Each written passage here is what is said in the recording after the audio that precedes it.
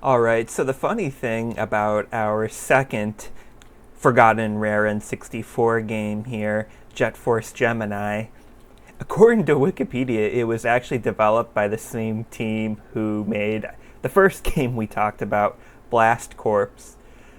I don't know how they were structured or what this particular group may have been missing, but yeah, for this game, I'm playing the Rare Replay version because honestly, I can't imagine it without the modern controls that they implemented. I absolutely suck at shooters. So, yeah, having a bit more of an ease between movement and aiming was pretty critical for me. I don't know if I would have made it through this game back in the day.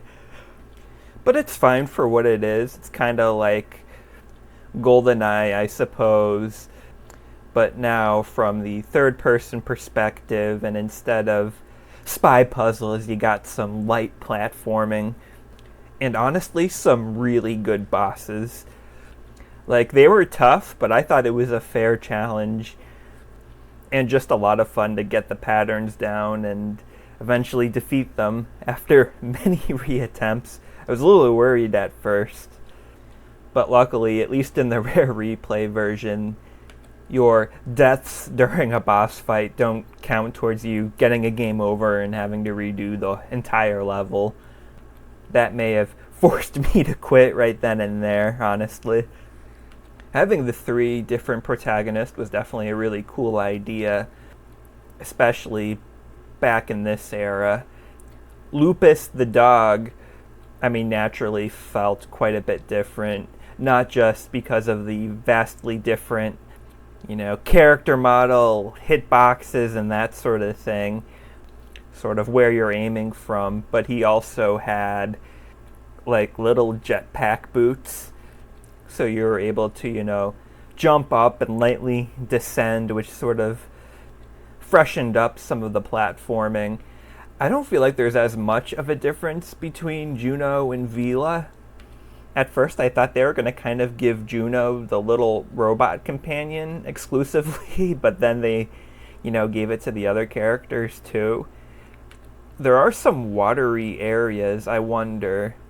Maybe only Vila can swim and Juno, I don't know, doesn't have anything maybe? I don't even know. I could have probably looked it up, but I don't know. At the same time, something like that probably should have stood out to the point where I wouldn't have to look it up. I was surprised they didn't do any, exclusive weapons. As far as I'm aware, I'm pretty sure everyone had access to all weapons. You do have to re-obtain them each time, but I feel like the game was, built pretty good around it. You would maybe gain access right away to a few of the more important items, or the game would scale accordingly, and it was kind of nice, especially, once again, I suck at these kinds of games. I found it to be, a pretty challenging one, so it was nice to, at least the way I played, I sort of finished a character, then I did the next character's route, etc., etc.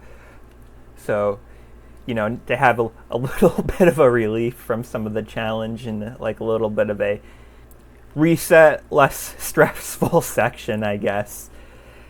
This is one of the games, though, that to fight the true final boss, or honestly the final boss in general, because I don't recall it being much of a fight, you need to pretty much 100% everything, which, I don't know, I kind of get. Some of, the tribals are, the main, saving them is the big objective, but some of them are pretty tough to reach, or they can get killed by enemies, and I don't really know how it resets. I only had one or two die on me, but do they come back, or am I soft locked, or is there, something else I need to do to revive them? I don't know, that wasn't really clear, and overall, I went to go for completion.